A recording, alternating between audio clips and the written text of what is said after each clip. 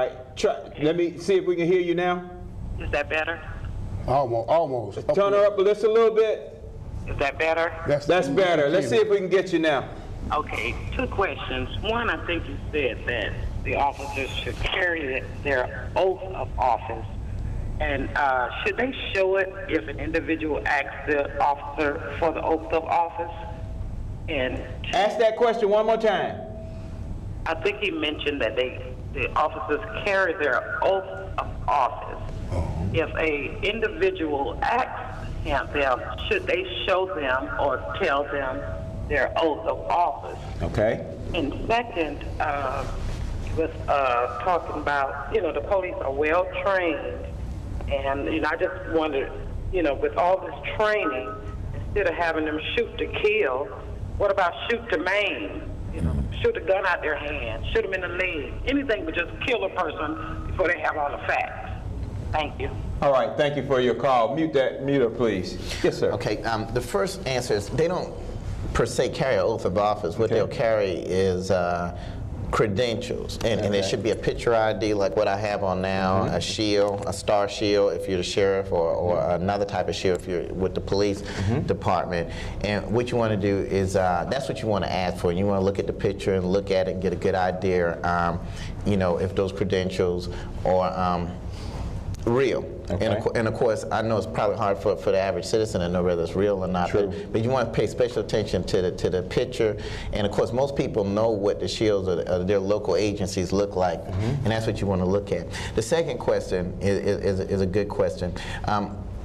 What happens when an officer is trained is he's trained to stop any type of overt action against him. You're not supposed to shoot to kill per se, and you're not supposed to shoot to maim. What you're supposed to do is you're supposed to use your weapon until that person stops an action that's a threat to life. The reason that officers are trained to shoot for what is referred to as center mass is because it's the largest target. TV has done us a big injustice. When I was growing up, the Lone Ranger was shooting guns out of people's hands. I assure you, that is not an easy task, especially when you're taking oncoming fire and you're ducking and everything like that. So they're trained to shoot at the easiest target. We hope that when they shoot center mass, that of course, that no one loses their lives, but sometimes, unfortunately, that happens. And of course, there's been a lot of experimentation with other type of weapons, up to and including pepper spray and the controversial taser, to see if that could result in preventing the loss of life before you go to the highest level of force, which is a firearm. We do have a next call. Okay, 770, I apologize. Our character generator is down. 770-559-2999. That's 770-559-2999. Give us a call. We've had several instances, and do we have a call now? Okay, we've had several, tell them to turn the mic down in the studio then. We've had several instances where one man was killed that had a shoe on his hand. We had the woman which was first said to be a machete, then it was said to be a regular a butcher knife, then they said it was a regular knife. She was killed. And of course the last instance, well, we've already talked about the older lady, but up in New York, where this man, 50 bullets, 54 in, 0 out. None of the men were carrying a weapon. So what is it in the police officers' training that causes that to occur? When people don't even have weapons, or if it's a weapon like a knife, they would have to be, I had to be close on you to be able to deal, unless I threw it or something. Is there not a way that they, even with a knife or some weapon that isn't a gun, that police officers could preserve life? Well, when I answer that, let me make sure I explain this before I get started in that. You know, when we talk about these incidents, the incidents in DeKalb, New York, and Send that call. Atlanta, we got to make sure we understand this. We don't know all of the facts yet. Okay. You know, so that's why you'll never see me go into a specific case like that and give an opinion on it, because number one, I wasn't there. Number two, I don't have all of the investigative files in front of me, everyone's statement or reconstruction. So there's two things I'll never do. I'll never tell you that I know the police is absolutely right, because I don't. I wasn't there. Right. And then I won't tell you that I know the people who are saying opposite are absolutely right, because I wasn't there. True. And I don't. And for me to just get bits and pieces from a news report and make an opinion, that would be speculation. And as a professional, I never want to speculate. I want to have all the facts before I can render any type of opinion or hypothesis or whatever. But let me say this. One thing I'd like to see happen is I'd like to see us do an outreach to communities to explain how we're trained and why we're trained that way.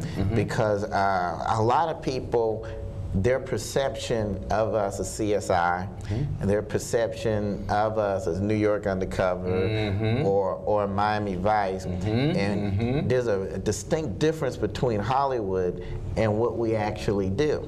So how you see an officer on TV handle a situation with a person with a knife, and how you would probably see one that's actually trained to handle a situation with a knife is totally different.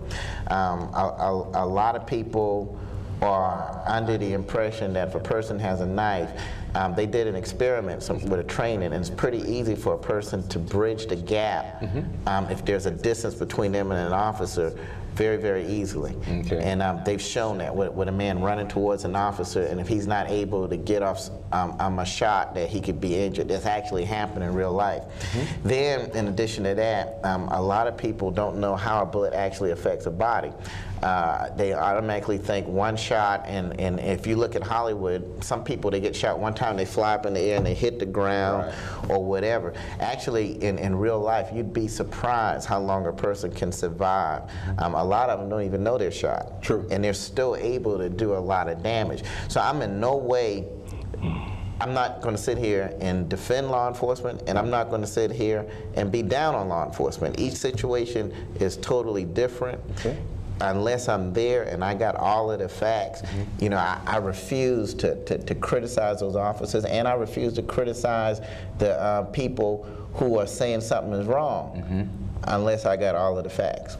Let's see if we can go to the phones, then we'll go to you, Prince Zebekiah. Thank you, beloved, for calling the Hear, O Israel program. Let's ask the Shad.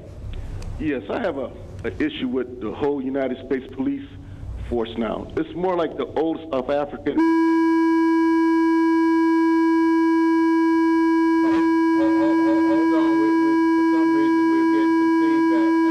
Make sure your television is down and listen through your phone. Let's try it again. Speak to us. Okay, can you All hear right, me now? you're good. Go ahead. What I'm saying is that the United States police departments have reverted back to the old South African way of doing things with black people. And I think that they are actually framing young black people. There's a war going on, and we act like we're ignoring it. But there's a lot of young black men they want to get them arrested so they can have some type of file on them, even if the guys didn't do anything. We need to look at that. And you have a lot of these black cops who want to assimilate so much that they will lie to themselves. And I see that in here since I've been here from New York State. In New York State, it's rampant.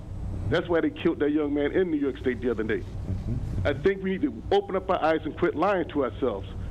We got black people who want to become such an assimilated group, they would even go against their own feelings.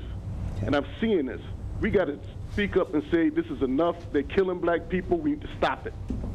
If you notice, if there's a white man killed, there's a thorough investigation. With black people, they put a covered blanket on and say, oh, like this Vernon Jones, he needs to step down because he's a clown and he's lying to himself about what's going on in DeKalb County. We need to address that in an honest way. He's sold out, now he wants to be a senator. He needs to wake up and smell the coffee, look at why we got black people elected in there to protect black people. We've stopped doing it. Okay. Do you have a question? Well, the thing about it, I ran into something recently. I was dressed in a suit and tie. I got a decent-looking car. This cop in Clarkston pulled me over for no reason. tried to get me to do some type of negative movement, I wouldn't do it and I wouldn't fall for it. So what he does, he takes me to jail. He said I ran a red light, but I wasn't speeding. He was lying from the get-go. This is what's really going on. Okay. And the thing about it, what made it worse, that you have some black nurses inside DeKalb County tried to set me up for him because they knew I'm going to sue them. Okay.